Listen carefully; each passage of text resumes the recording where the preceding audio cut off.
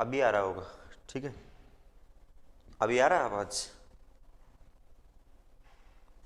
अभी बताइए, आ रहा है?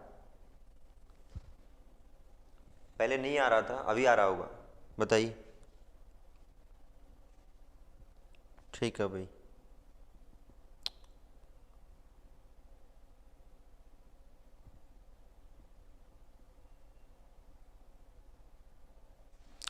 चलो स्टार्ट करते हैं।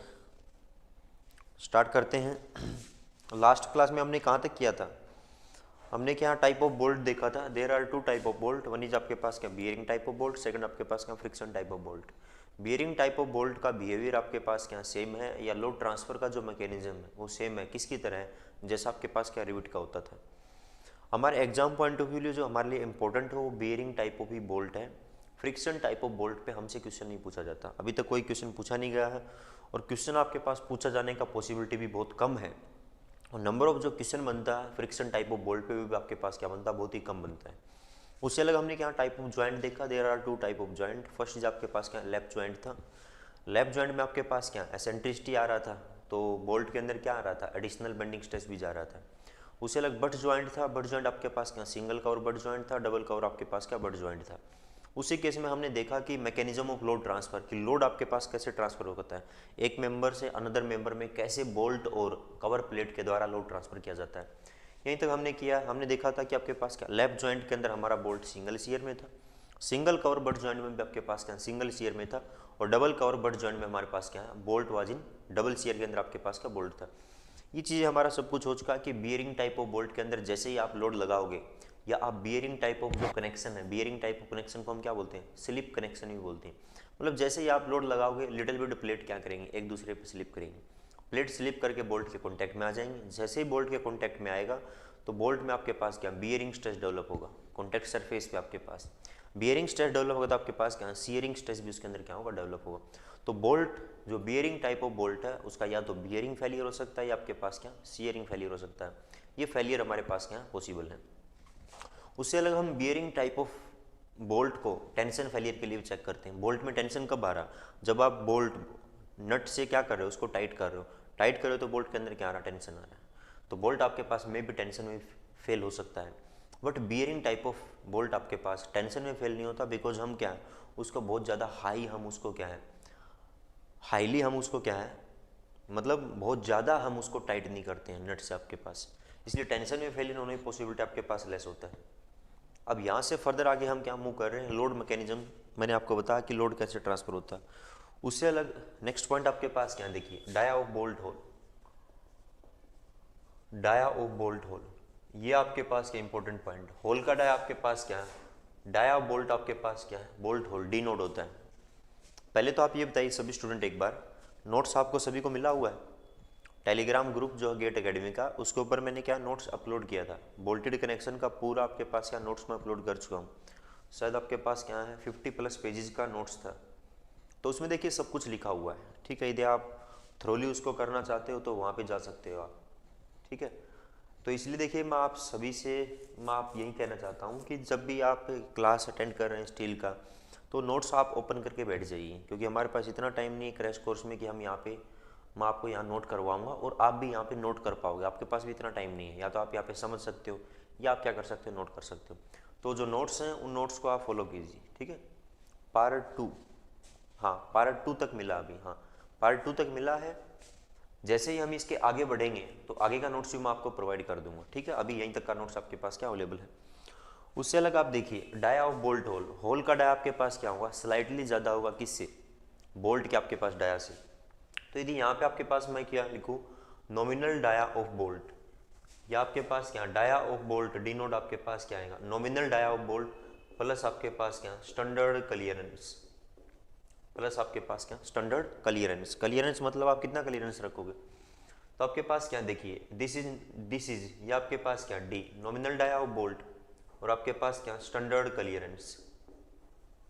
स्टैंडर्ड क्लियरेंस ये आपके पास क्या होगा इन एमएम में होगा। यदि बोल्ट आपका 12 से 14 एमएम का है, बोल्ट का डाया कौन सा डाया, दिस इज आपके पास क्या nominal dia, this is nominal dia of bolt, this is nominal dia of bolt, this is आपके पास नॉमिनल डाया ऑफ बोल्ट। ये आप क्या कह सकते हो shank dia of bolt, bolt का आपके पास क्या संक डाया, यहाँ से 12 टू 14 mm के बीच में यदि आपके पास क्या बोल्ट है, 12 mm का 14 mm का बोल्ट है, स्टैंडर्ड क्लियरेंस 1 mm का होता है। 16 से 24 के लिए आपके पास 2 mm का होता है, और मोर देन 24 यदि आपके पास होगा तो उस केस में हम क्या है 3 mm का क्लियरेंस लेके चलेंगे भी। 3 mm के क्लियरेंस का मतलब आपके पास ये है कि मैंने बोला मेरा बोल्ट आपके पास क्या है, एग्जाम्पल के लिए मैंने आपको बताया M20 बोल्ट। M20 बोल्ट का मतलब आपके पास क्या हुआ, इस बोल्ट का जो नॉमिनल डाया है वो आपके पास क्या होगा 20 mm होगा। तो यदि मैं आपसे ये पूछूं कि होल का डाया कितना लोगे, तो होल का डाया आप कितना लोगे, डी नोट देख लीजिए 20 mm के आपके पास क्या बोल्ट के लिए क्लियरेंस कितना रखोगे, 2 mm का रखोगे, तो प्लस आप क्या कर दीजिए 20 + 2 आपके पास क्या आ जाएगा 22 mm आ जाएगा। दिस इज द आपके पास क्या स्टैंडर्ड क्लियरेंस। उससे अलग जो आपको नोट्स दिया है उसमें मैंने आपको ये भी लिखवाया कि मैंने आपके पास क्या टाइप ऑफ बोल्ट होल क्या हो सकता है, एक स्टैंडर्ड होल हो सकता है, एक ओवर साइज्ड होल हो सकता है, एक शॉर्ट स्लोटेड होल हो सकता है, एक आपके पास क्या लॉन्ग स्लोटेड होल हो सकता है। तो हम जो भी हमारे एग्जाम पॉइंट ऑफ व्यू हम रीड कर रहे हैं वो हम स्टैंडर्ड होल को ही रीड कर रहे हैं। यहाँ पे मैंने ऊपर जो आपको लिखवाया दिस इज आपके पास क्या है स्टैंडर्ड क्लियरेंस है। स्टैंडर्ड क्लियरेंस का मतलब आपके पास क्या है, जो स्टैंडर्ड होल होता है उस स्टैंडर्ड होल के लिए आपके पास क्या है हम यहाँ पे क्लियरेंस लिख के दे रहे हैं। उससे अलग अलग मैंने क्या है डायग्राम आपको ड्रा करके दिखाया है कि जैसे मैंने एग्जाम्पल किसका शायद M18 का एग्जाम्पल लिया होगा, उसके अंदर M18 में आपके पास क्या ये 18 mm था, उसके बाद होल का डाया कितना बन जाएगा 20 mm हो जाएगा, क्योंकि 16 से 24 के बीच में यदि आपके पास बोल्ट आ रहा उसके लिए आप क्या करोगे, दिस इज आपके पास क्या है 2 mm ऐड कर दोगे। 24 mm से ज़्यादा का बोल्ट है उसके लिए 3 mm ऐड कर दोगे। 12 और 14 mm का बोल्ट है उसके लिए आप क्या ऐड करोगे, वो हम क्या है 1 mm ऐड करें। 15 mm के डाया का बोल्ट होता नहीं भी, 15 mm के डाया का बोल्ट होता नहीं है, इसलिए से 15 आपके पास क्या गायब, ठीक है। उसे लगा आप देख लीजिए स्टैंडर्ड होल के लिए 18 mm का तो 2 mm बढ़ जाएगा, उसी लिए आपके पास क्या है यदि आप ओवर साइज होगा तो ओवर साइज में यहाँ पे 4 mm बढ़ जाता है, वहाँ लिखवा गया उसमें आप नोट्स में देख सकते हो। उससे अलग आपके पास क्या है शॉर्ट स्लोटेड है उसमें 6 mm बढ़ जाएगा, एक साइड 6 mm। स्लोटेड का मतलब इस तरह के होते हैं भी, दिस इज शॉर्ट स्लोटेड, इस तरह से होते हैं, दिस इज शॉर्ट स्लोटेड, और ये आपके पास क्या लार्ज स्लोटेड, इस टाइप के आपके पास होल बनाए जाते हैं, ठीक है। तो ये आपके पास क्या है this is this and this, ये जो होता है ये होता है nominal dia plus 2.5 time of आपके पास क्या है D, nominal dia plus 2.5 time, इतना आपके पास क्या होता है क्लियरेंस होता है। तो इसके क्लियरेंस में कोई ज़्यादा मीनिंग नहीं है भाई, आपको सिर्फ क्या देखना है स्टैंडर्ड क्लियरेंस देखना है, उससे अलग हम नहीं देखेंगे। उससे अलग अगला टॉपिक जो मैंने लिखा है, अगले टॉपिक में मैंने क्या लिखा है net area of bolt. Net area of bolt मैं आपको पहले बता चुका था, कहाँ पे एरिया ऑफ बोल्ट एट आपके पास कहाँ पे रूट पे या थ्रेड पे, आपके पास जहाँ पे बोल्ट के थ्रेड आ रहा वहाँ पे एरिया आपके पास क्या होगा, वहाँ मैंने बताया था कि 7-8 टाइम ASB होगा। ASB आपके पास क्या था संक एरिया ऑफ बोल्ट मतलब π/4 into D square. This is आपके पास क्या कंप्लीट हुआ अभी हमारा।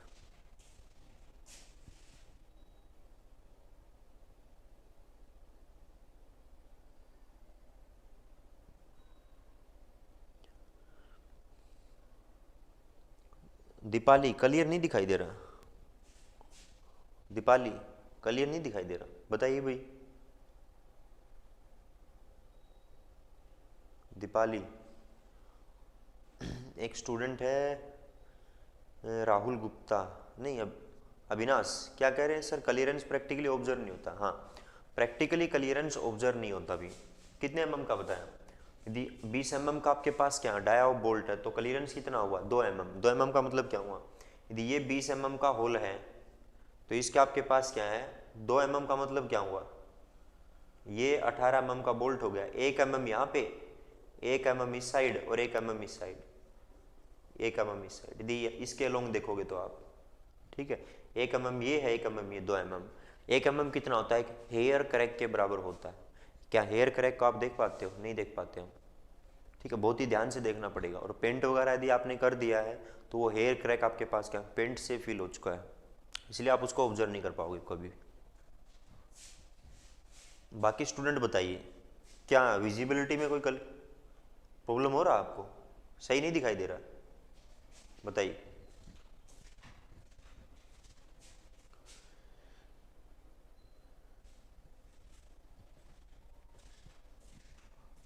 सभी को। नेक्स्ट आप देखिए,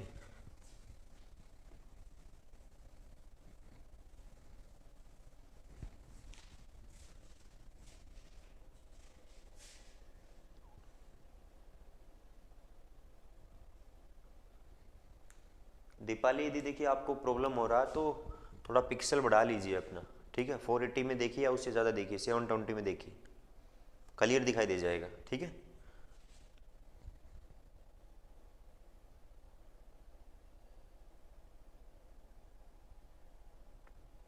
ऊपर से ब्राइट है, चलो अभी कर देंगे इसको भी, नीचे लिख लूँगा मैं, ऊपर नहीं लिखूँगा।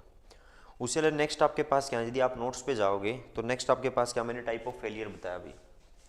टाइप ऑफ फेलियर यदि आप देखोगे, type of failure, type of failure आपके पास, type of failure of joint, type of failure, failure आपके पास क्या हो सकता है भाई, फेलियर किसका हो सकता है, बोल्ट फेलियर हो सकता है, और आपके पास क्या हो सकता है, मेंबर का फेलियर हो सकता है, मेंबर कह सकते हो या आप प्लेट कह सकते हो, प्लेट फेलियर हो सकता है, इसका फेलियर हो सकता है अभी। बोल्ट फेलियर यदि आप देखोगे तो यहीं पे दिखा देता हूँ मैं, बोल्ट का जो फेलियर होगा, बोल्ट का फेलियर कैसे हो सकता है, मैंने आपको बताया था अलग अलग। बियरिंग टाइप ऑफ बोल्ट है, एक क्या हो सकता है, उसका सीयर फेलियर हो सकता है, दूसरा आपके पास क्या हो सकता है, बियरिंग फेलियर हो सकता है। अब देखिए कैसे होगा, सीयर फेलियर कैसे होता था, सीयर फेलियर आप देखिए अभी, ये एक आपके पास कंपोनेंट है, ये आपके पास क्या दूसरा मेंबर है, इन दोनों को मैंने जोड़ा है, किससे जोड़ा है, बोल्ट से जोड़ा है अभी, ये आपके पास क्या बोल्ट से जोड़ा, ये हमारे पास क्या बोल्ट से जोड़ा हुआ है। जैसे ही मैं इसके ऊपर लोड लगाया, इसके ऊपर आपके पास क्या पी लोड लगाया, पी लोड लगाया, अब ये प्लेट आपके पास क्या करेगा, देखिए जैसे आपने लोड लगाया ये प्लेट इस साइड मूव करेगा, जैसे ही मूव करेगा तो ये प्लेट बोल्ट के कांटेक्ट में आएगा, यहाँ बियरिंग स्ट्रेस आएगा, ये प्लेट इस साइड मूव करेगा, बोल्ट के यहाँ कांटेक्ट में आ जाएगा। तो आप देख सकते हो बोल्ट का ये पोर्शन इस प्लेट के साथ इस साइड मूव कर रहा है, ये पोर्शन उस साइड मूव कर रहा है। तो यहाँ पे आपके पास इस क्रॉस सेक्शन पे क्या होगा, मतलब एक पार्ट तो आपके पास इस साइड जा रहा है, बोल्ट का एक पार्ट आपके पास क्या, ये बोल्ट है, एक पार्ट इस साइड जा रहा, दूसरा इस साइड जा रहा, तो यहाँ से क्या हो जाएगा, फेलियर हो जाएगा, टूट, यहाँ से ब्रेक हो जाएगा भी आपके पास, मतलब कट हो जाएगा, ये दो पीसेज में कट हो जाएगा, ठीक है। तो आप कह सकते हो bolt get splitted into two pieces, bolt get cut into two pieces, bolt दो पीस में कट हो जाएगा। देखिए जब फेल होगा तो फेलियर के टाइम पे आपके पास क्या सिचुएशन होगा, फेलियर के टाइम पे सिचुएशन ये होगा भाई, फेलियर के टाइम पे ये सिचुएशन होगा कि एक आपके पास जो बोल्ट का पार्ट है वो ये इसके साथ जा चुका है, दूसरा पार्ट आपके पास का ये इस तरह से, तो यहाँ से देख सकते हो आप बोल्ट का आपके पास क्या हो चुका है, सीयर फेलियर हो चुका है।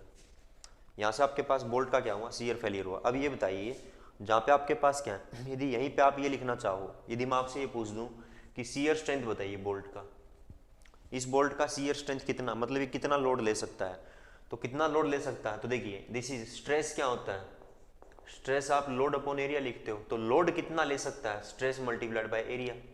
आप क्या निकाल रहे हो, सीयर स्ट्रेस निकाल रहे हो, सीयर स्ट्रेस कैसे आएगी, मतलब सॉरी आप सीयर स्ट्रेंथ निकाल रहे हो, सीयर स्ट्रेंथ आपके पास मतलब सीयर में कितना लोड ले सकता है, तो permissible shear stress F of S, मतलब परमिसिबल सीयर स्ट्रेस कितना है, वो तो कोर्ट ने डिफाइन किया है, permissible shear stress multiplied by वो एरिया जिसके ऊपर क्या डेवलप हो रहा है, वो सीयरिंग स्ट्रेस डेवलप हो रहा है। अब सीयरिंग स्ट्रेस किसके ऊपर डेवलप हो रहा है, इस क्रॉस सेक्शन एरिया के ऊपर डेवलप हो रहा है, इसका डाया क्या है, डी है। तो आपके पास क्या देखिए, यदि ये बोल्ट इस तरह से टूटा है, यदि आपके पास मैं आपको दिखाऊं ये आपका बोल्ट था, यदि ये इस तरह से टूटा है तो फेलियर आपके पास जो एरिया होगा जिस पे सीयरिंग हुआ वो एरिया कौन सा है, ये एरिया है, और इसका डाया आपके पास क्या है, डी है। तो वो एरिया बता दीजिए जिसपे आपके पास क्या है, सीयरिंग स्ट्रेस आया, जिसपे सीयरिंग स्ट्रेस आया वो एरिया कौन सा है, ये एरिया है बोल्ट का, इस पे आपके पास क्या है, सीयरिंग स्ट्रेस आया। तो यदि बोल्ट का आप स्ट्रेंथ निकालोगे तो स्ट्रेंथ क्या आएगा, permissible shear stress multiplied by area of bolt, कौन सा एरिया जिसके ऊपर क्या हो रहा है, सीयरिंग आपके पास क्या स्ट्रेसेस आ रहा है, या आपके पास वो क्रॉस सेक्शन जिससे आपके पास क्या सीयर फेलियर हो रहा है, तो ये एरिया आपके पास क्या pi by 4 into D square. तो आगे जब भी मैं फॉर्मूला लिखूंगा इसी तरह से आपको बताऊंगा, परमिसिबल सीयर स्ट्रेस दिखा दिया होगा multiplied by cross section area जिसके ऊपर सीयर डेवलप हो रहा है।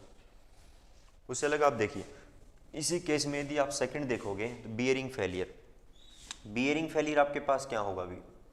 बियरिंग फेलियर यदि मैं आपको यहीं पे दिखाऊं, बियरिंग फेलियर देखिए कैसे होगा।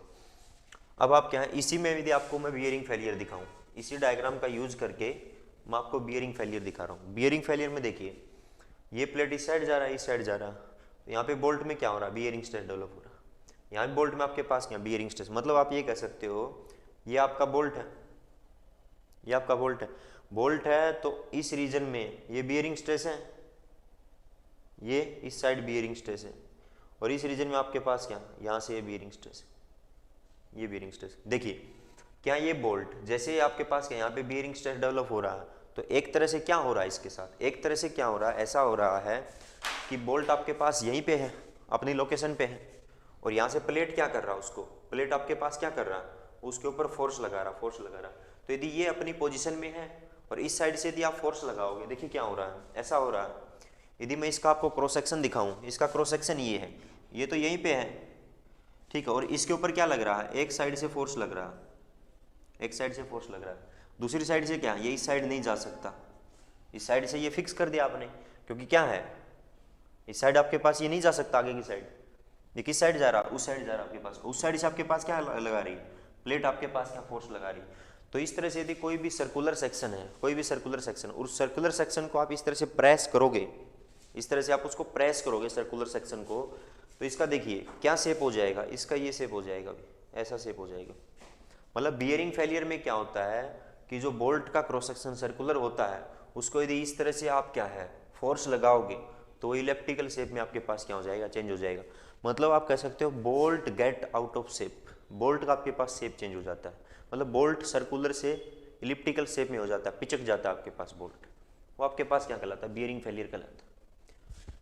Is it clear? उससे अलग आपके पास क्या है, इसी में यदि मैं आपको बताऊं तो बोल्ट के केसेस में एक और हम ले सकते हैं भी, थर्ड यदि मैं आपको लिखूँ सी, दिस इज आपके पास क्या, टेंशन फेलियर। और टेंशन फेलियर जो होता है वो किस टाइप के बोल्ट का होता है, फ्रिक्शन टाइप ऑफ बोल्ट का होता है। और टेंशन फेलियर कैसे होता है, टेंशन फेलियर आपको पता है, ये आपके पास एक मेंबर है, ये आपके पास क्या ये है, ये आपके पास क्या हुआ, ये आपने बोल्ट इस तरह से बोल्ट लगाया, ये बोल्ट लगाया आपने, ये हमने बोल्ट लगाया। अब इसको जैसे जैसे आप टाइट करते जाओगे, नट को टाइट करते जाओगे, तो बोल्ट में क्या आता जाएगा, टेंशन आता जाएगा, बोल्ट में क्या आएगा, टेंशन आता जाएगा। जितना ज़्यादा टाइट करोगे उतना ज़्यादा बोल्ट में आपके पास क्या आएगा, टेंशन आएगा। जो टेंसाइल फोर्स आ रहा है यदि वो आपके बोल्ट की टेंशन कैपेसिटी से ज़्यादा हो जाएगा, इसका मतलब बोल्ट किस में फेल हो जाएगा, टेंशन में आपके पास क्या फेल हो जाएगा। सो दीज आर द आपके पास क्या है, टेंशन फेलियर ऑफ बोल्ट था, type of failure of bolt हमने देखा, bearing failure, shearing failure and आपके पास क्या, टेंशन फेलियर ऑफ बोल्ट। उससे अलग यदि मैं आपको दिखाऊं, यहाँ से आप देख सकते हो फर्दर, अब हमारे पास क्या है, किसका फेलियर बच गया, फेलियर हमारे पास क्या है, मतलब कंपोनेंट, मेंबर कह सकते हो, थोड़ा नीचे देख लीजिए यहाँ पे, मेंबर कह सकते हो, या आपके पास क्या प्लेट कह सकते हो, या आपके पास क्या इसका फेलियर होगा। पहले तो हमने किसका, ज्वाइंट पे आपके पास क्या है, ज्वाइंट मतलब जहाँ पे आप दो कंपोनेंट को जोड़ रहे हो, दो मेंबर को जोड़ रहे हो, तो वो आप किसको जोड़ रहे हो, दो अलग अलग मेंबर को जोड़ रहे हो, तो वो मेंबर भी फेल हो सकती हैं, मतलब जिसको आप जोड़ रहे हो मेंबर भी फेल हो सकती हैं। दूसरा किसकी सहायता से जोड़ रहे हो, बोल्ट की सहायता से, बोल्ट भी फेल हो सकता है। यदि बोल्ट फेल हुआ तो भी आपका कनेक्शन फेल हो जाएगा, और यदि बोल्ट से पहले मेंबर फेल हो गया तो आपका क्या हो जाएगा, तब भी आपके कनेक्शन में क्या हो जाएगा, फेलियर हो जाएगा आपके पास। मेंबर आपके पास या कह सकते हो प्लेट फेलियर, इसका आपके पास देखिए किस किस टाइप का फेलियर होता है। फर्स्ट ऑफ ऑल आपके पास क्या है, यदि मैं आपको बताऊं, इज इट क्लियर, कुछ समझ में आ रहा है, सही चल रहे हैं, ज़्यादा स्लो है, ज़्यादा फास्ट नहीं चल रहे ना, बताइए स्पीड सही है ना, ना ज़्यादा फास्ट है ना ज़्यादा स्लो है, ठीक है। उसे अलग देखिए आपके पास प्लेट का आपके पास किस टाइप का फेलियर हो सकता है। प्लेट का फेलियर यदि मैं आपको समझाऊं तो प्लेट का ऐसे हो सकता है, अभी जैसे ये आपके पास क्या है, एक प्लेट है, ये आपके पास क्या है, एक मेंबर, ये आपके पास क्या दूसरा मेंबर, इनको हमने जोड़ा हुआ है, इनको हमने इस तरह से जोड़ा हुआ है, दिस इज आपके पास ये लोड लग रहा है, ये आपके पास, ठीक है। उससे लगा आप कह सकते हो ये आपने क्या लगा, बोल्ट लगा, अभी ये आपने क्या लगा, बोल्ट लगा। तो ये आपके पास क्या है, एक प्लेट, ऊपर से यदि आप इसका टॉप व्यू देखोगे तो टॉप व्यू में देखिए आप क्या देख सकते हो, टॉप व्यू में आपको क्या दिखाई देगा, ये तो प्लेट का आपको थिकनेस दिखाई दे रहा था, T1 थिकनेस था, जो भी आपके पास T2 थिकनेस था। यहाँ से यदि ऊपर से देखोगे तो आपको क्या दिखाई देगा, विड्थ दिखाई दे जाएगा। ये एक प्लेट है, दूसरा प्लेट का भी क्या है, सेम विड्थ था, मैंने ऐसा माना। दोनों प्लेट आपके पास क्या है, सेम विड्थ का था, दिस इज। तो ये दोनों प्लेट आपके पास सेम विड्थ का था। यहाँ पे आपने क्या लगाया था, ये बोल्ट लगाया था अभी, ये आपने क्या लगाया था, बोल्ट लगाया था। देखिए मैं इसके बारे में बात कर रहा हूँ। जैसे ही देखिए इस साइड, अब की बार किसका फेलियर हो रहा, प्लेट का फेलियर हो रहा है। अब की बार किसका फेलियर हो रहा, प्लेट का फेलियर हो रहा है।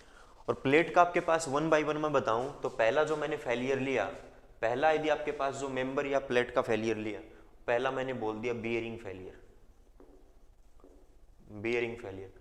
अब बियरिंग फेलियर में यदि मैं आपको बताऊं भाई, जैसे आपने क्या है, लोड लगाया, ये प्लेट मूव करेगा, प्लेट मूव करते आपके पास क्या होगा, यहाँ पे बियरिंग स्ट्रेस आएगा, बियरिंग स्ट्रेस आया, सेम यहाँ पे आपके पास क्या बियरिंग स्ट्रेस आएगा। बियरिंग स्ट्रेस किस में आया, बियरिंग स्ट्रेस, जितना बियरिंग स्ट्रेस आपके पास क्या बोल्ट में आया, उसके इक्विवेलेंट आपके पास क्या किस में आ रहा, प्लेट में भी आ रहा है। उसमें आपके पास बियरिंग स्ट्रेस होता ही क्या है, वो स्ट्रेस जो दो मेंबर के कॉन्टैक्ट सरफेस पे डेवलप हो। इसका मतलब ऐसा तो नहीं कि एक में डेवलप होगा, दोनों में डेवलप होगा, दोनों के आपके पास क्या कॉन्टैक्ट सरफेस पे बियरिंग स्ट्रेस डेवलप हो रहा है। अभी हमने पीछे क्या देखा था, bearing failure of bolt, bolt का बियरिंग फेलियर हो रहा था, मतलब बोल्ट का शेप सर्कुलर से इलिप्टिकल चेंज हुआ था। तो वहां पे बोल्ट फेल क्यों हुआ था, बोल्ट का बियरिंग फेलियर इसलिए हुआ था क्योंकि बोल्ट आपका वीक था, किससे, प्लेट से। वहां पे प्लेट आपका स्ट्रॉन्ग था और बोल्ट आपका क्या था, कमजोर था। इसलिए आपके पास क्या, बोल्ट का क्या हो गया, बियरिंग फेलियर हो गया, और प्लेट का बियरिंग फेलियर नहीं हुआ। बट ऐसा भी तो हो सकता है कि आपका जो प्लेट है, मेंबर है, वो कमजोर हो और आपका बोल्ट आपके पास क्या स्ट्रॉन्ग हो, तो उस केस में बियरिंग फेलियर किसका होगा, उस केस में प्लेट का आपके पास क्या हो जाएगा, बियरिंग फेलियर हो जाएगा, बोल्ट का आपके पास क्या बियरिंग फेलियर नहीं होगा। तो यहाँ पे मैं बियरिंग फेलियर अब किसका देख रहा हूँ, प्लेट का देख रहा हूँ।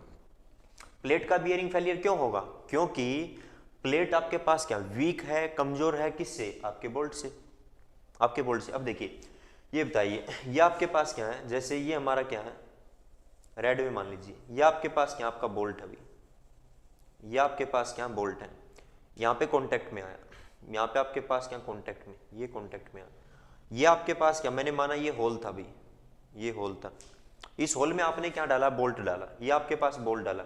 जैसे आपके पास ये प्लेट मूव करके जाएगी तो ये बोल्ट आपके पास क्या है, यहाँ पे कॉन्टैक्ट में आ जाएगा अभी, बोल्ट आपके पास क्या है, यहाँ से प्लेट के कॉन्टैक्ट में आ जाएगा।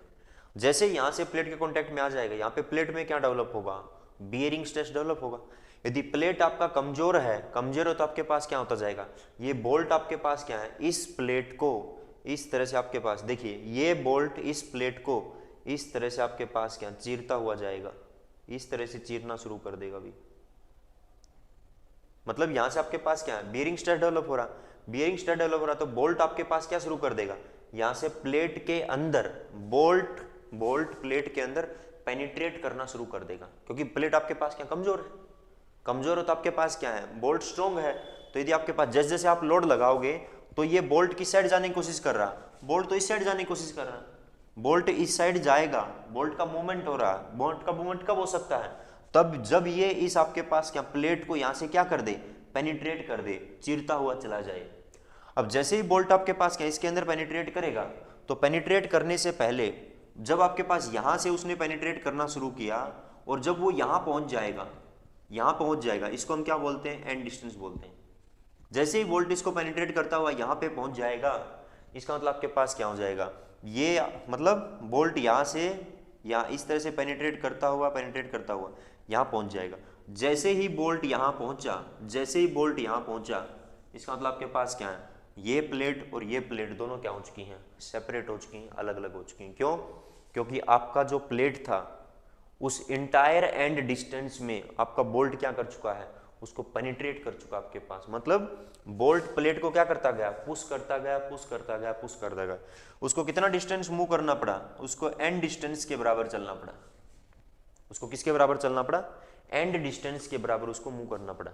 अब जैसे ही वो इस एंड डिस्टेंस के बराबर मूव कर जाएगा तो आपके पास क्या हो जाएगा, प्लेट का किस टाइप का फेलियर हो जाएगा, बियरिंग फेलियर हो जाएगा। अब ये बताइए, यदि आपको इस बियरिंग फेलियर को बचाना हो, यदि इस बियरिंग फेलियर को आपको बचाना हो तो आप क्या करोगे, आप क्या कीजिए कि आपके पास ये जो एंड डिस्टेंस है ना, इस एंड डिस्टेंस को बढ़ा दीजिए भाई। ऐसे बढ़ा दिया मैंने। जैसे ही अब ये एंड डिस्टेंस बढ़ जाएगा तो यहाँ से यहाँ तक बोल्ट को पेनिट्रेट करने के लिए, यहाँ से यहाँ तक बोल्ट को पेनिट्रेट करने के लिए ज़्यादा डिस्टेंस ट्रेवल करना पड़ेगा, ज़्यादा डिस्टेंस या ज़्यादा आपको क्या करना पड़ेगा, लोड लगाना पड़ेगा। हमारा पॉइंट समझ। तो इस तरह से हम क्या कर सकते हैं, एंड डिस्टेंस को बढ़ा के प्लेट के बियरिंग फेलियर को हम क्या कर सकते हैं, बचा सकते हैं भी। Is it clear? Is it clear? Clear होगा भाई। उससे अलग आप देखिए भी, दिस इज आपके पास क्या, बियरिंग फेलियर। उससे अलग एक आपके पास क्या होता है, सीयरिंग फेलियर होता है। ये बियरिंग फेलियर हुआ, इसको हटा दीजिए। दूसरा आपके पास क्या है, सीयरिंग फेलियर। सीयरिंग फेलियर कैसे होता है, देखिए जैसे यही आपके पास क्या है, प्लेट था भी, यही आपके पास प्लेट था भी। इस प्लेट के केस में आपने देखा दिस इज यहाँ तक था आपके पास, यहाँ तक था। सीयरिंग फेलियर देखिए कैसे होगा, सीयरिंग फेलियर में आपके पास क्या होगा, यहाँ तक है। सीयरिंग फेलियर में देखिए, मैं ज़्यादा नहीं बता रहा हूँ भाई, सीयरिंग फेलियर जब होगा तो आपके पास क्या है, सीयर स्ट्रेस के कारण यहाँ पे आपके पास क्या है, इन the direction of load crack आना शुरू हो जाएगा। इन द डायरेक्शन ऑफ लोड इस तरह से क्रैक आना शुरू हो जाएगा, और जैसे ही वो क्रैक आपके पास यहाँ से मूव करके यहाँ तक प्रोपोगेट करेगा तो ये बोल्ट आपके पास क्या, इस रीजन से बाहर निकल जाएगा, और बोल्ट का आपके पास क्या कहलाएगा, सीयर फेलियर कहलाएगा। उससे अलग अगला आपके पास जो फेलियर है वो आपके पास क्या है, this is tension failure. Tension failure of plate, इसको हम क्या बोलते हैं, टीयरिंग फेलियर भी बोलते हैं। इसी में देखिए एक पॉइंट, मतलब सीयरिंग फेलियर में क्या होता है, क्रैक डेवलप होता है parallel to the direction of load, load की डायरेक्शन में क्रैक डेवलप होगा, और जैसे ये क्रैक प्रोपोगेट करके ये क्रैक इस एंड डिस्टेंस को ट्रेवल कर देगा, उस टाइम पे बोल्ट क्या आ जाएगा, इस प्लेट से बाहर निकल जाएगा। तो मतलब आपके पास यदि आपको सीयरिंग फेलियर बचाना है तो सीयरिंग फेलियर बचाने के लिए आप क्या कर दीजिए, एंड डिस्टेंस प्रोवाइड कर दीजिए। कितना एंड डिस्टेंस, इतना एंड डिस्टेंस प्रोवाइड कीजिए ताकि आपका ये जो क्रैक है ये इंटायर आपके पास क्या है, एंड डिस्टेंस में मूव नहीं कर पाए और आपका सीयर फेलियर न हो पाए। उससे अलग टेंशन फेलियर, टेंशन फेलियर आपने देखा अभी। टेंशन फेलियर यदि मैं आपको सिंपली बताऊं, सिंपली आपके पास चीज़ ये है, देखिए आपने देखा है, ये बताइए मुझे, यह आपके पास क्या है, ये प्लेट है, लोड लग रहा है अभी, ये लोड लग रहा है। यदि मैंने इसके अंदर यहाँ पे होल कर दिया, यदि मैंने इसके अंदर होल कर दिया, इसका विड्थ आपके पास क्या बी है, इसका थिकनेस आपके पास क्या टी है। यदि आप देखोगे इस सेक्शन के ऊपर, सेक्शन एक्स एक्स के ऊपर यदि स्ट्रेस देखोगे, सेक्शन एक्स एक्स पे स्ट्रेस कितना आएगा, लोड कितना लग रहा पी, तो स्ट्रेस कितना आएगा, load divide by x x का एरिया, एरिया कितना है, विड्थ इनटू थिकनेस। उससे अलग यदि मैं आपको ये बोल दूं थिकनेस इसका क्या टी है, उससे अलग मैं आपको ये बोल दूं ये जो सेक्शन 1-1 है, यहाँ पे आपने एक होल किया है, होल का डाया है, अब यहाँ पे आपके पास क्या है, अब यहाँ पे सेक्शन 1-1 पे स्ट्रेस निकालोगे तो 1-1 पे स्ट्रेस आपके पास क्या आएगा, लोड डिवाइड बाय सेक्शन 1-1 का एरिया। सेक्शन 1-1 का कौन सा एरिया है, सिर्फ यही एरिया है, यही, इसमें तो आपके पास क्या आ चुका है, इस रीजन में तो होल आ चुका है ना, तो ये एरिया कितना बचा हुआ है, ये टोटल विड्थ देख लीजिए, ये और ये कितना है, टोटल बी में से कितना माइनस हुआ, इस होल का ढाया कितना डी नोड है, तो बी माइनस आपके पास क्या D naught multiplied by T thickness. यहाँ से आप क्या कह सकते हो कि सिग्मा 1-1 इज मोर देन आपके पास क्या सिग्मा एक्स एक्स। एरिया आपके पास कम हुआ तो सेक्शन 1-1 पे स्ट्रेस क्या हो गया, बढ़ गया। यहाँ पे टेंसाइल स्ट्रेस ज़्यादा है, स्ट्रेस ज़्यादा होने के कारण यहाँ पे क्या होगा, इस सेक्शन पे एक क्रैक डेवलप होगा, इस तरह से ये क्रैक आएगा। क्रैक क्या आएगा, लोडिंग के डायरेक्शन के परपेंडिकुलर क्रैक आ जाएगा, और इस क्रैक के कारण आपके पास क्या हो जाएगा, ये प्लेट आपका क्या हो जाएगा, फेल हो जाएगा। इसको आप क्या बोलते हो, टेंशन फेलियर बोलते हो। तो जब आपका टेंशन फेलियर हो रहा है तो टेंशन फेलियर के टाइम पे जो क्रैक डेवलप हो रहा है वो क्रैक कैसे डेवलप हो रहा है, लोडिंग डायरेक्शन के परपेंडिकुलर डेवलप हो रहा है अभी, परपेंडिकुलर।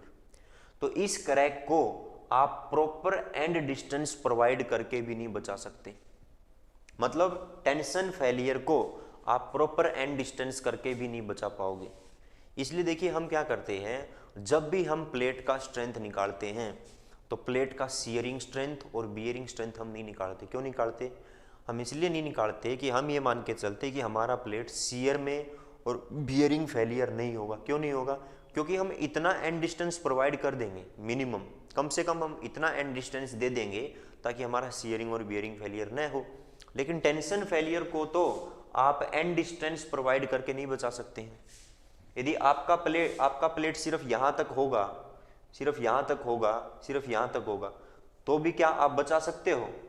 तो भी क्या आप इस क्रैक को बचा सकते हो? नहीं बचा सकते, क्योंकि क्रैक तो क्या जा रहा है, इस लोडिंग के परपेंडिकुलर डायरेक्शन में जा रहा है। इसका मतलब टेंशन फेलियर को आप एंड डिस्टेंस प्रोवाइड करके भी नहीं बचा सकते हो। इसलिए हम क्या करते हैं, इसलिए हम क्या प्लेट की टेंसाइल स्ट्रेंथ के लिए हम उसको क्या करते हैं, चेक करते हैं। उसकी टेंशन कैपेसिटी के लिए हम क्या करते हैं, चेक करते हैं। तो जब भी हम बोल्ट का स्ट्रेंथ निकालते हैं तो बोल्ट का शियरिंग स्ट्रेंथ निकालेंगे और बियरिंग स्ट्रेंथ निकालेंगे, और शियरिंग और बियरिंग स्ट्रेंथ में से जो मिनिमम वैल्यू होगा उसको बोल्ट का स्ट्रेंथ बोला जाएगा कि इतना बोल्ट का स्ट्रेंथ है। माना बोल्ट का शियर स्ट्रेंथ 100 आ गया और बोल्ट का बियरिंग स्ट्रेंथ 150 आ गया, तो मैं क्या बताऊंगा कि मेरी बोल्ट का कितना कैपेसिटी है? मैं बताऊंगा कि 100 किलो न्यूटन ही मेरे बोल्ट का कैपेसिटी, क्योंकि 100 से ज़्यादा लगाऊंगा तो किस में फेल हो जाएगा, शियर में फेल हो जाएगा आपके पास। सेम प्लेट के लिए हम क्या निकालते हैं, टेंसाइल स्ट्रेंथ वो प्लेट निकालते हैं हम, ठीक है। शियरिंग और बियरिंग स्ट्रेंथ तो हमने एंड डिस्टेंस प्रोवाइड करके उसको बचा लिया है, लेकिन टेंशन के लिए हमें चेक करना पड़ेगा कि टेंशन में हमारा वो कितना लोड कैरी आउट कर सकता है। तो दीज आर द आपके पास क्या टाइप ऑफ फेलियर था आपका। Is it clear?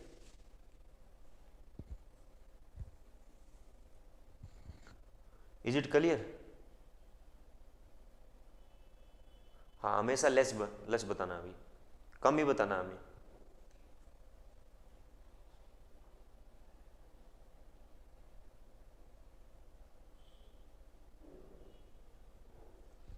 हाँ Piyush, this is example of tearing, वो टीयरिंग का ही एग्जाम्पल, टीयरिंग का ही एग्जाम्पल। आपने बोला कि मैं जब पेज को फाड़ता हूँ, देखिए जब आप उस पेज को फाड़ोगे ना, पेज को फाड़ते हो तो क्या पता वो पेज आपका आपने बोला कि ये मेरा पेज है, इस पेज पे यदि मैं फोर्स लगाऊंगा तो पेज आपके पास कहाँ, कैसे आपके पास फटता है?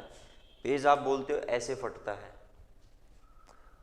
शायद में भी ऐसे पेज न फटे आपका, लेकिन जिस पेज को आप टीयर करने की कोशिश कर रहे हो उसमें एक होल कर दीजिए। जैसे ही आप उसमें होल करोगे और उसके बाद उसे फाड़ना चाहोगे, वो आसानी से फट जाएगा भी। देखिए एग्जाम्पल के लिए मैंने एक पेज लिया अभी, इसको यदि मैं फाड़ना चाहूँ तो देखिए, यदि इसको हम फाड़ना चाहता हूँ तो कहाँ से, देखिए कहाँ से फटेगा ये।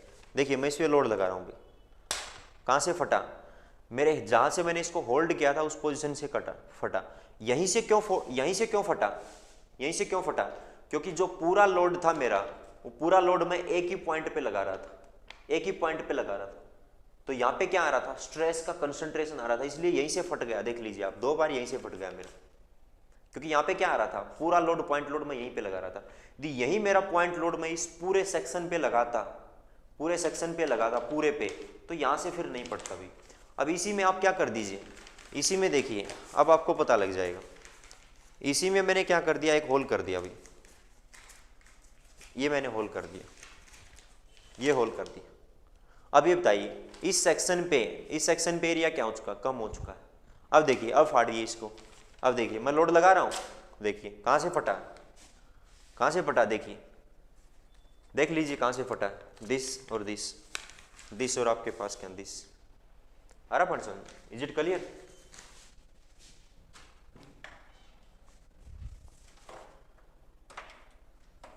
समझ में आ रहा? अभी कहाँ से कट हो जाएगा, यहाँ से कट हो जाएगा, यहीं से फट जाएगा, यहीं से आपके पास क्या हो जाएगा, टेंशन फेलियर हो जाएगा। क्यों? क्योंकि यहाँ पे एरिया कम था, स्ट्रेस क्या है, ज़्यादा हो गया, तो आपके पास क्या हो जाएगा, टेंशन फेलियर हो जाएगा। Is it clear?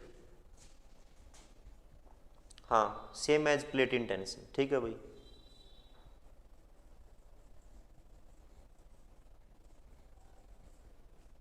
चलें आगे प्रोसीड करते हैं अभी। चलिए, टाइप ऑफ फेलियर हुआ हमारा। एक होता है, लास्ट में मैंने ब्लॉक शियर फेलियर लिखवाया हुआ। ब्लॉक शियर फेलियर क्या होता है, कॉम्बिनेशन होता है टेंशन और शियर फेलियर का। टेंशन फेलियर में बताइए, टेंशन फेलियर में आपने देखा था क्रैक कैसे आता था, यह आपके पास क्या शियर फेलियर था। भी शियर फेलियर में आपका क्रैक कैसे आता था, शियर फेलियर में क्रैक क्या आता था, लोडिंग के पैरेलल आता था। लेकिन टेंशन में क्रैक कहाँ पे आ रहा था, परपेंडिकुलर आ रहा था। मतलब आपके पास क्या है, लोडिंग डायरेक्शन के परपेंडिकुलर क्रैक आ रहा था, किसी में टेंशन फेलियर में। शियर में आपके पास क्या आ रहा था, पैरेलल क्रैक आ रहा था। तो ब्लॉक शियर फेलियर जो होता है वो कॉम्बिनेशन होता है, मतलब इस फेलियर और इस फेलियर को क्लब कर दीजिए, कंबाइन कर दीजिए। जैसे ही आप कंबाइन करोगे तो इसमें परपेंडिकुलर क्रैक था, इसमें क्या था, पैरेलल क्रैक था। तो ब्लॉक शियर फेलियर में क्या आएगा, कॉम्बिनेशन ऑफ आपके पास पैरेलल क्रैक भी आएगा और परपेंडिकुलर क्रैक भी आएगा, दोनों के कारण आपके पास क्या होगा, फेल होगा। टेंशन मेंबर के डिजाइन में मैं आपको बताऊंगा अभी क्या होता है।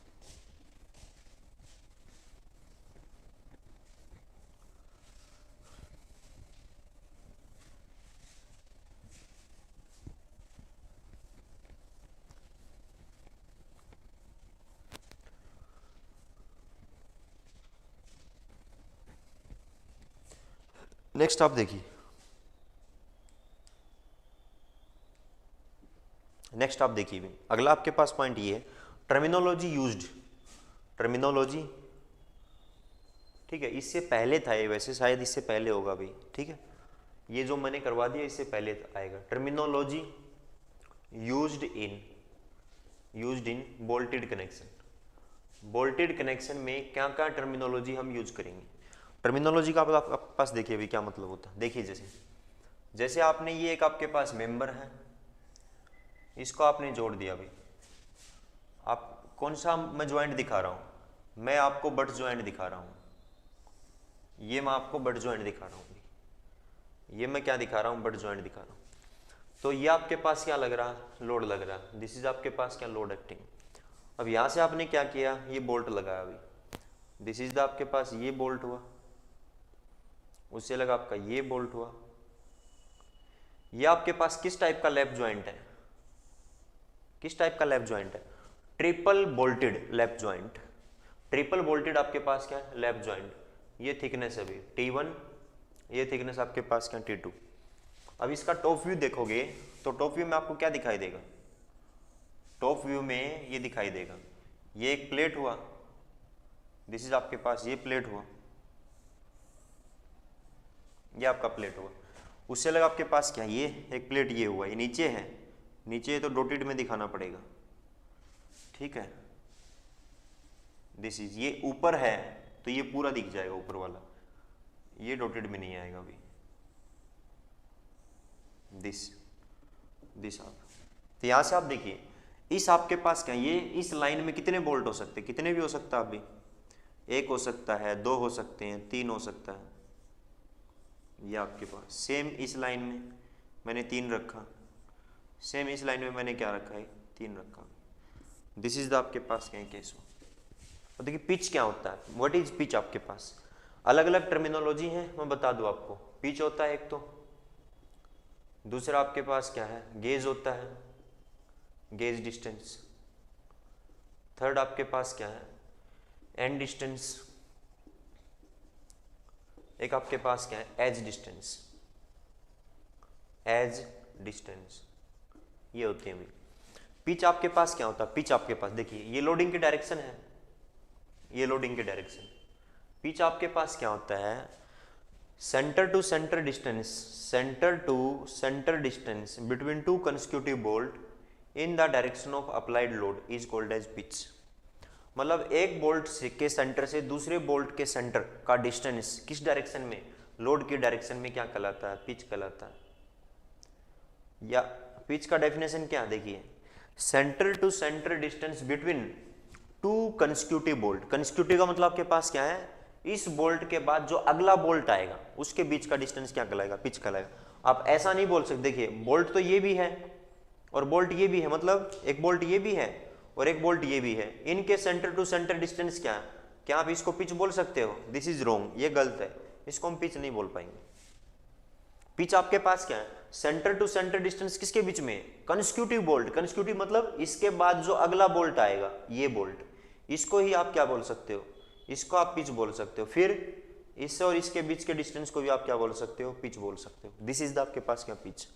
गेज डिस्टेंस क्या होता है, गेज डिस्टेंस आपके पास क्या है, centre to centre distance between आपके पास क्या है, centre to centre distance between two consecutive bolt.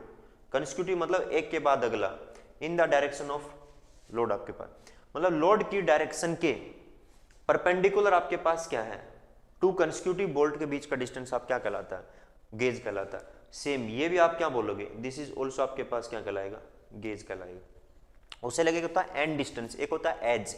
As का मतलब क्या होगा, किनारा। ये प्लेट का आपके पास, ये प्लेट है, ये इसका किनारा है, ये प्लेट है, ये इसका किनारा है, किनारा है। तो यहां से देखिए ये इस प्लेट का यदि एज है, किनारा है, तो ये देखिए यहां से ये जो आपके पास क्या डिस्टेंस है इस बोल्ट के सेंटर से लेके और एज ऑफ प्लेट तक, इसको हम क्या बोलेंगे, एज डिस्टेंस बोलेंगे। एज डिस्टेंस इसको E1 से लिख दिया, इसको E2 से लिख दिया। अभी एज डिस्टेंस को E2 से लिख दिया, एज मतलब किनारा। तो बोल्ट के सेंटर से प्लेट का जो एज है वहां तक का डिस्टेंस क्या कहलाएगा, एज, E2 से लिखा, this is edge distance. Same ये भी क्या है, दिस इज ऑल्सो आपके पास क्या है, एज डिस्टेंस। ये भी क्या है, दिस इज ऑल्सो आपके पास क्या है, एज डिस्टेंस। ये भी क्या है, this is also edge distance, this is also edge distance, this is also edge distance. क्या आपको यहाँ एज डिस्टेंस दिखाई दे रहा, नहीं दिखाई दे रहा, यहाँ पे आपको नहीं दिखाई दे रहा एज डिस्टेंस, लेकिन यहाँ दिखाई दे रहा। क्या यहाँ आपको पिच दिखाई दे रहा, हाँ यहाँ हमें पिच दिखाई दे रहा, ये पिच दिखाई दे रहा, ये पिच है, ये भी आपके पास क्या पिच है। अगला आपके पास क्या हुआ, एंड डिस्टेंस। एंड क्या होता है, एक तो एज, एज मतलब प्लेट का किनारा, एंड मतलब जहां पे प्लेट क्या हो रहा है, एंड हो रहा है, जहां पे प्लेट आपके पास एंड हो रहा है। तो एंड देखिए ये प्लेट आपके पास कहां पे एंड हो गया, यहाँ एंड हो गया। तो इस बोल्ट के सेंटर से लेके और यहां तक का डिस्टेंस क्या कहलाएगा, एंड डिस्टेंस कहलाएगा। सेम ये आपके पास प्लेट यहाँ एंड हो रहा है, ये डिस्टेंस क्या कहलाएगा, एंड डिस्टेंस कहलाएगा। मतलब ये जो डिस्टेंस है ये and distance, this is and distance E1, ये भी एंड डिस्टेंस E1, ये भी एंड डिस्टेंस E1, ये भी आपके पास यहाँ पे देखिए ये प्लेट यहाँ एंड हो रहा, ये एंड डिस्टेंस E1, ये भी एंड डिस्टेंस E1, ये भी एंड डिस्टेंस E1। हरा पॉइंट सब, is it clear, is it clear. अब देखिए one by one. Pitch is the आपके पास क्या, pitch is the center to center distance between two consecutive bolt in the direction of applied load। Second आपके पास gauge, आपके पास gauge is the आपके पास क्या, centre to centre distance between two consecutive bolt in the direction perpendicular to load, load की direction के perpendicular. Next end distance. End distance क्या होता है, एंड, एंड मतलब डिस्टेंस बिटवीन आपके पास क्या, centre of bolt and end of plate in the direction of load या parallel to the direction of load. और आपके पास क्या है, एज ऑफ प्लेट और सेंटर ऑफ बोल्ट के बीच में perpendicular to the direction of load क्या कहलाएगा, एज डिस्टेंस कहलाएगा। Is it clear, is it clear, clear है भाई, सभी को क्लियर है, क्लियर होगा भाई, इसमें ऐसा कुछ है नहीं बताने को।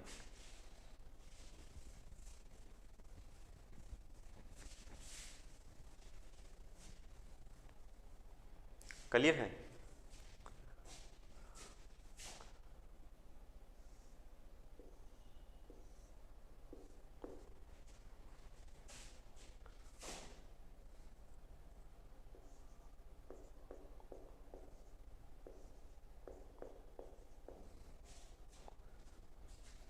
देखिए अगला टॉपिक आपके पास, देखिए यहीं पे बता रहा हूं, अगले टॉपिक पे आ जाइए। मैंने बोला minimum pitch, minimum pitch, minimum pitch आपके पास P मिनिमम। मिनिमम पिच का मतलब क्या है कि दो बोल्ट के आपके पास क्या है, centre to centre distance, minimum आप कितना पिच लोगे।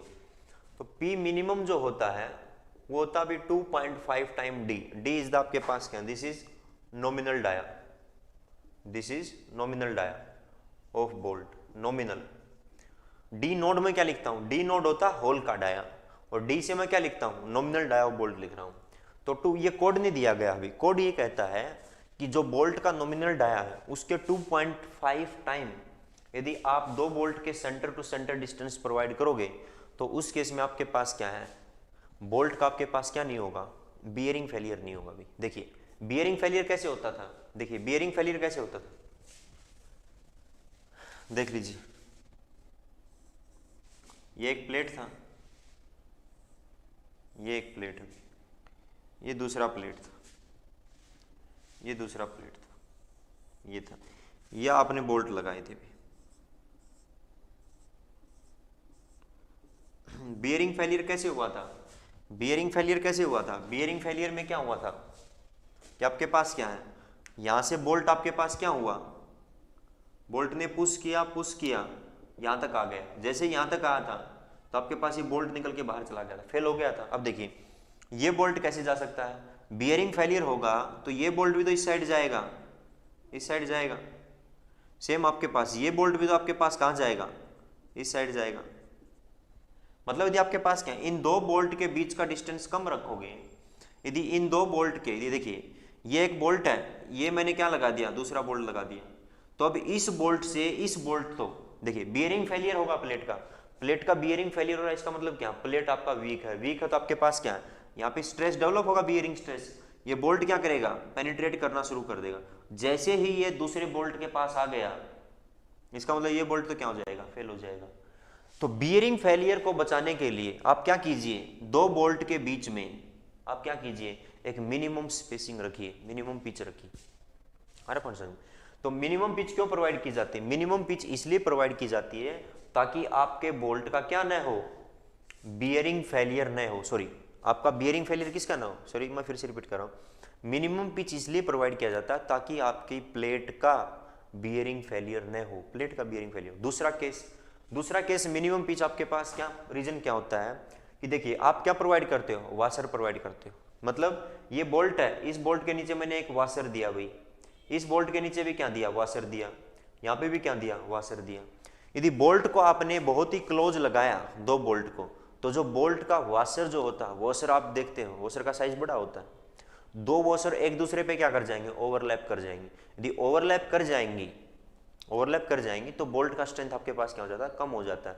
या सिंपली आप कह सकते हो बोल्ट का जो इंस्टॉलेशन हो जाता है वो डिफिकल्ट हो जाता है, टफ हो जाता है।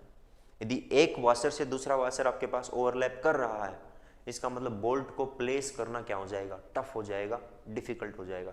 मतलब आप बोल्ट को एफिशिएंटली इंस्टॉल नहीं कर पाओगे। इसके लिए कोड कहता है कि एक मिनिमम पिच होना चाहिए। मिनिमम मतलब कम से कम इतना दो बोल्ट के बीच में दूरी होना चाहिए, इससे कम दूरी आप नहीं रख सकते। यदि मिनिमम पिच से कम दूरी आपने रखा, जैसे मैंने बोला कि मेरा बोल्ट क्या है 20 mm का है, तो मेरा मिनिमम पिच कितना हो जाएगा, 50 हो जाएगा। मतलब दो बोल्ट के बीच में यदि बोल्ट आपका 20 mm का है और उन बोल्ट के बीच में आपने 50 mm से कम गैप रखा, तो क्या होगा, या तो उस प्लेट का बियरिंग फेलियर हो जाएगा, एक बोल्ट दूसरे बोल्ट की होल पे आ जाएगा, या आपके पास क्या है, ये जो बोल्ट की वाशर हैं, वाशर एक दूसरे पे ओवरलैप कर जाएंगी, तो बोल्ट को प्लेस करना टफ हो जाएगा। Is it clear? रेंज क्या होता है, रेंज तो मिनिमम से और मैक्सिमम के बीच में होता है। अभी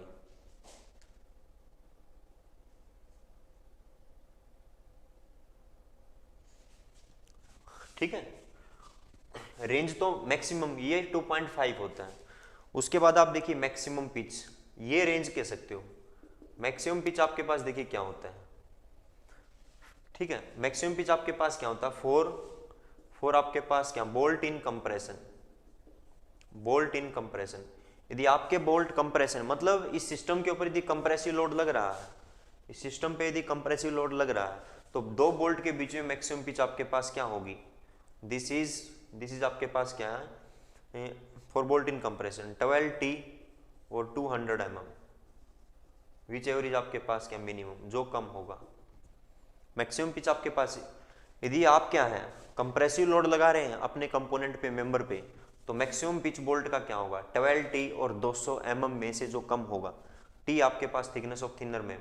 फॉर बोल्ट इन टेंशन, यदि बोल्ट टेंशन में है तो यही वैल्यू क्या हो जाएगी, 16T और 200 mm हो जाएगी, विच एवरेज आपके पास क्या, मिनिमम। जो बोल्ट आपके पास क्या, बोल्ट नियर एज मतलब ये बोल्ट जो प्लेट के एज के नजदीक होते हैं, ये वो बोल्ट जो प्लेट के एज के नजदीक होते हैं, लाइक ये बोल्ट, इनका जो पिच होता है मैक्सिमम पिच कोड कहता है 4T + 100 mm और 200 mm, इसमें से आपके पास क्या, मिनिमम जो भी कम होगा। 3 चीजें मैंने लिखवा रखा अभी, वो तीनों चीजें आप देख लीजिए। पहला, यदि बोल्ट आपके पास क्या है, कंप्रेशन में है, बोल्ट कंप्रेशन में है, तो आपके पास 12T और आपके पास 200 mm। यदि आपकी मेंबर पे टेंसाइल लोड लगा है, तो उस केस में आपके पास क्या, दो बोल्ट के बीच में मैक्सिमम पिच कितना हो जाएगा, 16T और 200 mm, इसमें से मिनिमम वैल्यू लेना अभी। और वो बोल्ट चाहे आपका टेंसाइल लोड हो मेंबर पे, चाहे कंप्रेसिव लोड हो, जो बोल्ट एज के नजदीक आ रहे हैं उसके लिए ये वैल्यू होता है, ठीक है। लेकिन हम एग्जाम में जब भी लिखते हैं हम यही मान के चलते हैं भी। ये यदि अलग से क्वेश्चन पूछा जाता ऑब्जेक्टिव, आपसे ऑब्जेक्टिव क्वेश्चन पूछ ले डायरेक्टली कि वो बोल्ट जो आपके पास एज के नजदीक होते हैं उनका मैक्सिमम पिच क्या होता है, वो आप बता सकते हैं। उससे अलग देखिए मैक्सिमम पिच क्यों प्रोवाइड किया जाता है।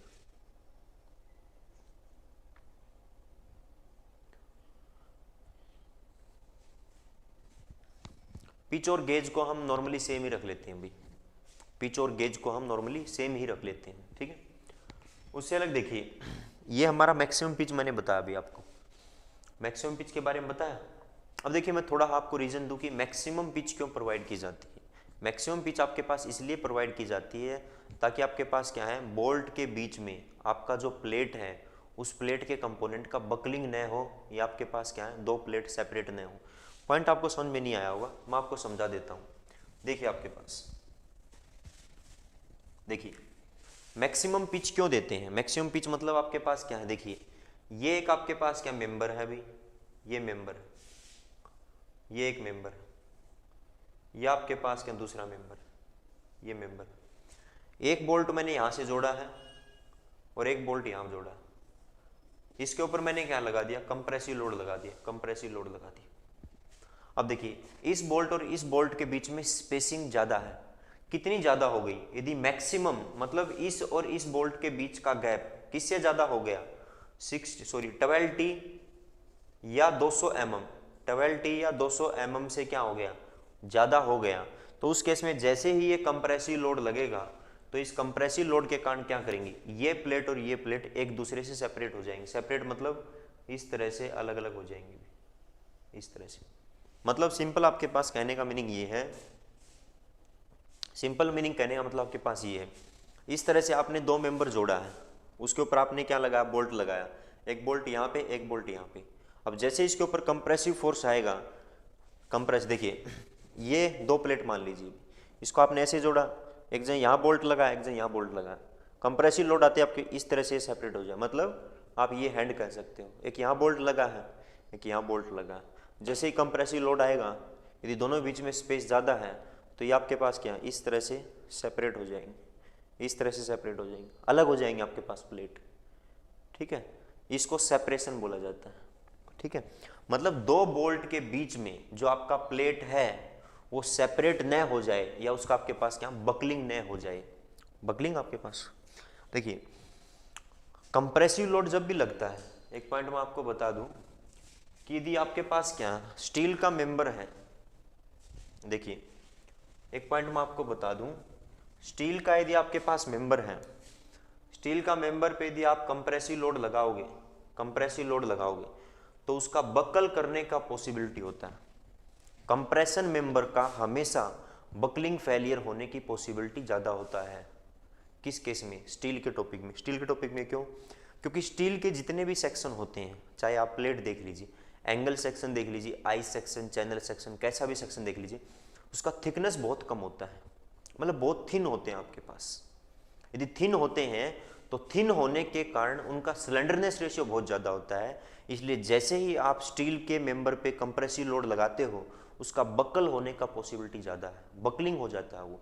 अब देखिए जैसे ही आपके पास क्या है, इस आपके पास क्या है, आपने दो प्लेट को जोड़ा, बोल्ट के बीच में स्पेसिंग ज़्यादा है, स्पेसिंग ज़्यादा तो आपके पास क्या है, इन दो बोल्ट के बीच का जो रीजन है प्लेट का, वो एक दूसरे से सेपरेशन बोल सकते हो या आप बकलिंग बोल सकते हो, आपके पास क्या कर जाए, बकल कर जाएगा। अब देखिए जैसे ही आपके पास क्या होगा, इसके कारण क्या होगा, इसके कारण एक डिसएडवांटेज और होगा, जैसे ही आपका प्लेट दो बोल्ट के बीच में सेपरेट कर जाएगा, सेपरेट करते आपके पास क्या है, उस रीजन में क्या कर सकता है, एयर पेनिट्रेट कर सकता है प्लेट में।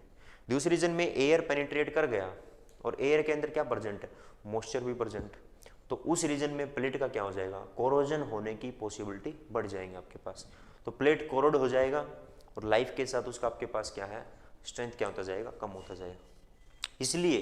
इसलिए बोल्ट के बीच में, बोल्ट के बीच में आपकी प्लेट का सेपरेशन न हो, आपकी प्लेट का सेपरेशन न हो या बकलिंग न हो, इसके लिए मैक्सिमम पिच आपके पास क्या कोड डिफाइन करता है। अब देखिए मैंने क्या किया, इन दो बोल्ट के बीच में यदि मैंने एक बोल्ट और लगा दिया, जैसे ही एक बोल्ट लगाया तो ये बताइए क्या अब ये सेपरेट कर सकती हैं?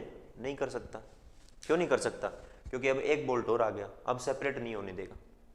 तो मैक्सिमम पिच आपके पास क्या है? मैक्सिमम पिच वो पिच है यदि उससे ज्यादा आपने यदि दो बोल्ट में स्पेसिंग दे दिया तो बोल्ट के बीच में जो प्लेट है ना वो सेपरेट होना शुरू हो जाएगी, भी सेपरेट होना शुरू हो जाएगी। Is it clear?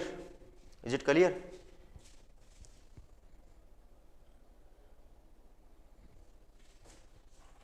Buckling long column में आता है, अभी बकलिंग लॉन्ग कॉलम में आता है, ठीक है।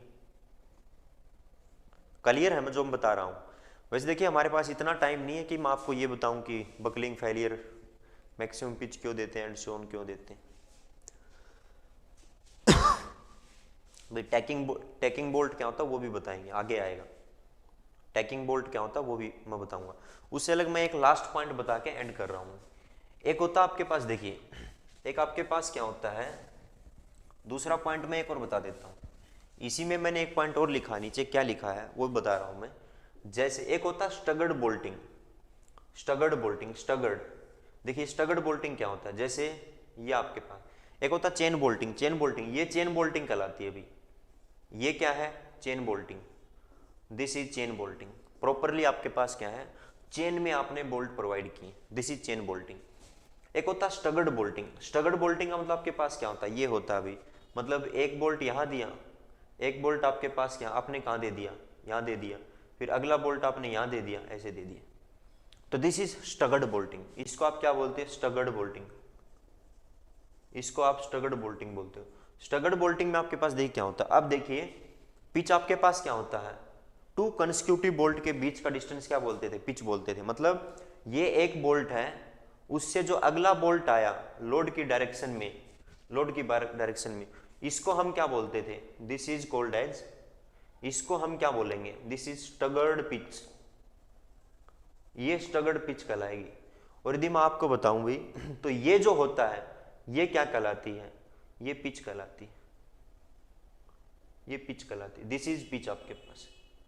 यदि सेम लाइन में जो तो आपके पास क्या बोल्ट हैं उनके बीच के स्पेसिंग को हम पिच बोलते हैं।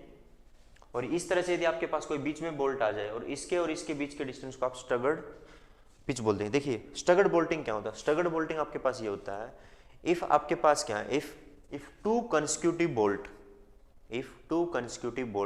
in the direction of loading does not lie on the same line then it is called as staggered bolting। क्या कहता है? यदि एक के बाद जो अगला बोल्ट है, एक के बाद जो दूसरा बोल्ट है, वो आपके पास क्या है? लोडिंग के डायरेक्शन में यदि सेम लाइन के ऊपर नहीं मिलता है उसको स्टगर्ड बोल्टिंग बोला जाता है। मतलब आपके पास क्या है, इफ टू कंसेक्यूटिव बोल्ट, मतलब एक के बाद जो दूसरा बोल्ट आया वो यदि आपके पास उसी लाइन के ऊपर नहीं मिलता है तो उसको स्टगर्ड बोल्टिंग बोला जाता है। और इन दो बोल्ट के बीच का हॉरिजॉन्टल जो डिस्टेंस होता है उसको स्टगर्ड पिच बोला जाता है। और ये आपके पास सेम लाइन के बीच का जो स्पेसिंग होता है उसको क्या बोलते हैं? सिंपली पिच बोला जाता है। उसे लगे पॉइंट और देख लीजिए। मैंने ये बताया यदि आपके पास क्या स्टगर्ड बोल्टिंग है, यदि स्टगर्ड बोल्टिंग है प्लस आपके पास क्या जो गेज डिस्टेंस है, गेज डिस्टेंस मतलब ये आपके पास जो डिस्टेंस है, ये गेज डिस्टेंस क्या है? 75 mm से कम है, 75 mm से कम है, 75 mm से कम है, then above value of pitch is increased by 50%। मतलब आपके पास क्या कंप्रेशन में आप कितना पिच देते थे? कंप्रेशन में आप 12T और कितना देते थे? 200 mm। अब यदि आपके पास क्या है स्टगर्ड बोल्टिंग है और इस बोल्ट के बीच का गेज डिस्टेंस ये 75 mm से कम है, 75 mm से कम हो तो आपके पास क्या हो जाएगा? उस केस में ये जो आपके पास क्या है पिच था 50% से बढ़ जाएगा, मतलब ये 18T और 300 mm हो जाएगी। ये बताया गया। ऐसा क्यों? ऐसा इसलिए, उसका यदि मैं आपको कंक्लूजन देखिए ऐसा क्यों, देखिए आपके पास देखिए ये जो आपके पास इसको हमने क्या बोला है, इसको एक्चुअल में ये हमारा एक्चुअल में पिच है, दिस इज पिच, ये पिच है। मतलब जब आपके पास क्या स्टगर्ड बोल्टिंग आ गया, मतलब यहां पे कोई बोल्ट आ गया तो इस और इस बोल्ट के बीच का डिस्टेंस आप 50% से बढ़ा सकते हो। 50% मतलब पहले मैं कितना देता था, यदि ऐसा होता तो पहले मैं कितना देता था, पहले मैं देता था मैक्सिमम कितना कंप्रेशन में 200 mm। पहले आपके पास क्या है 200 mm देता था, लेकिन अब ये कह रहा है कि यदि इसके बीच में ऐसे स्टगर्ड बोल्टिंग आ गया, मतलब ये इस तरह से भी कोई बोल्ट आ गया, तो अब इस पिच को बढ़ा के आप क्या कर सकते हो 300 कर सकते हो। मतलब क्या होगा, पहले आपके पास क्या है, इनके बीच में ज्यादा स्पेस था, सेपरेशन होने की पॉसिबिलिटी था, लेकिन अब जैसे आप ये बोल्ट लगा दोगे तो इस बोल्ट का भी इफेक्ट यहाँ पे जाएगा और ये इनके बीच में जो सेपरेशन हो रहा था उसको रोकने की कोशिश करेगा। इसका मतलब आपके पास क्या हुआ, ये गैप आप बढ़ा सकते हो। देखिए दूसरी बात देखिए, जैसे जैसे आप इसको दूर लेके जाओगे, इस बोल्ट को इससे दूर, कितना दूर गया, यदि ये बोल्ट 75 mm से ज्यादा चला गया, 75 mm से ज्यादा चला गया, जो स्टगर्ड बोल्ट है इन दो बोल्ट के बीच में आ रहा, 75 mm से ज्यादा जाते ही आपके पास क्या, इस बोल्ट का कोई भी इफेक्ट नहीं होगा इन दो बोल्ट के बीच में जो सेपरेशन है उसको रोकने में। मतलब ये है, ये बोल्ट यदि एक दूसरे से इन बोल्ट के बीच में यदि प्लेट आपके पास सेपरेट करेगा तो ये बोल्ट उस सेपरेशन को नहीं रोक पाएगा, क्योंकि ये 75 mm से ज्यादा जाते ही इसका इफेक्ट आपके पास क्या है, खत्म हो जाता है। लेकिन जैसे जैसे ये क्लोज आता जाएगा तो अब क्या करेगा, इन दो बोल्ट के बीच में इन प्लेट को सेपरेट होने से बचाएगा। मतलब अब आप क्या कर सकते हो, अब आप स्पेसिंग बढ़ा सकते हो, जैसे और क्लोज ले आइए। जब ये 75 mm के अंडर है, ये 75 mm से कम डिस्टेंस है, उस टाइम आपने 300 कर दिया, 300 किया, आप क्या कीजिए, इसको बिल्कुल ही कहाँ ले आइए, यहाँ ले आइए, अब बिल्कुल ही यहाँ ले आइए। अब जैसे ही आप बिल्कुल ही यहाँ ले आए तो आपके पास क्या कहलाएगा, बिल्कुल ही यहाँ पे ले आए तो अब ये गैप 300 की बजाय कितना हो जाएगा, ये गैप ऑटोमेटिक 400 हो जाएगा। 400 कैसे हुआ, अब पिच किसको बोलोगे, अब पिच बोलोगे इसको, ये पिच, और ये कितना हो सकता है 200 मैक्सिमम, 200 आपके पास क्या मैक्सिमम। आ रहा समझ में, क्या स्टगर्ड बोल्ट समझ में आया। देखिए जैसे ही ये स्टगर्ड बोल्ट सेंटर पे आया तो आपके पास क्या, ये मैक्सिमम, इस और इसके बीच में डिस्टेंस कितना 400। 400 क्यों, क्योंकि इसके और इसके बीच में 200, इसके और इसके बीच में 200, 400 होगा। अब जैसे ही आपने क्या किया, इसको दूर ले जाना शुरू किया तो ये मैक्सिमम कितना हो सकता है 300 mm हो सकता है। मतलब जैसे ये दूर जाता जाएगा तो इसका जो सेंटर पे जो इंपैक्ट डाल रहा था उससे इंपैक्ट क्या होता जाएगा, कम होता जाएगा, सेपरेट होने की पॉसिबिलिटी बढ़ता जाएगा। इसका मतलब आप क्या, इन दोनों के बीच का स्पेसिंग कम कर दीजिए। और ऐसा आप कब तक कर सकते हो, ये 300 mm कब तक कर सकते हो, जब तक ये आपके पास क्या है विद इन 75 mm के अंदर रहे। 75 mm से बाहर जाते ही इसका इफेक्ट आपके पास क्या हो जाएगा, हट जाएगा, जीरो हो जाएगा। अब आप क्या करोगे, अब मैं आपसे पूछूं कि 75 mm से ज्यादा यदि आपके पास ये बोल्ट चला गया, ये बोल्ट 75 mm से ज्यादा चला जाएगा, तो अब मैं मैक्सिमम पिच कितना रख सकता हूं, वही जो पहले रखते थे, पहले कितना 12T और 200 mm, मतलब 200 कर दोगे। मतलब जैसे ये 75 mm से ज्यादा चला जाएगा तो फिर ये 200 कहलाएगा। क्यों, क्योंकि अब ये बोल्ट यहां पे कोई भी इफेक्ट नहीं डाल रहा है, इफेक्ट डालना बंद कर चुका। इज इट क्लियर, कुछ समझ में आ। देखिए क्या था, दो बोल्ट के बीच का स्पेस पिच कहलाता था, मैक्सिमम हम 200 ले सकते थे। जैसे ही एक तीसरा बोल्ट आया, स्टगर्ड बोल्ट आया, और वो बोल्ट आपके पास क्या है, इस लाइन से 75 mm के डिस्टेंस के अंदर है, तो इनके बीच का गैप आप 200 से बढ़ा के 300 कर सकते थे। 300 हमने क्यों किया, क्योंकि ये जो बोल्ट है आपके पास स्टगर्ड बोल्ट, ये इन बोल्ट के बीच में जो सेपरेशन हो रहा था उस सेपरेशन को रोकने की कोशिश कर रहा है।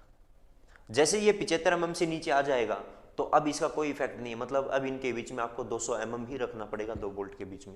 और यदि आपके पास क्या है 75 mm के अंदर है तो आप क्या 50% बढ़ा के 300 कर सकते हो। और बिल्कुल ये सेंटर पे आ गया उसी लाइन पे, फिर तो आपके पास ये गैप कितना हो जाएगा 400 हो जाएगा। क्यों, क्योंकि इनके बीच का स्पेसिंग आपके पास, दो बोल्ट के बीच का स्पेसिंग क्या कहलाएगा, फिर पिच कहलाएगा। क्या कुछ समझ में आया,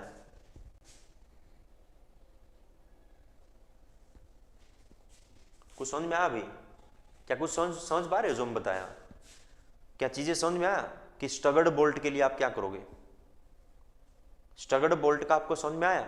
मैंने लास्ट में एक पॉइंट लिखा है, in case of staggered bolting if gauge distance is less than 75 mm then above value of maximum pitches in A B and C is increased by 50%, 50% से बढ़ जाएंगे। Is it clear? एक बार बता दीजिए भी, समझ में आ रहा नहीं आ रहा? समझ में आ रहा नहीं आ रहा?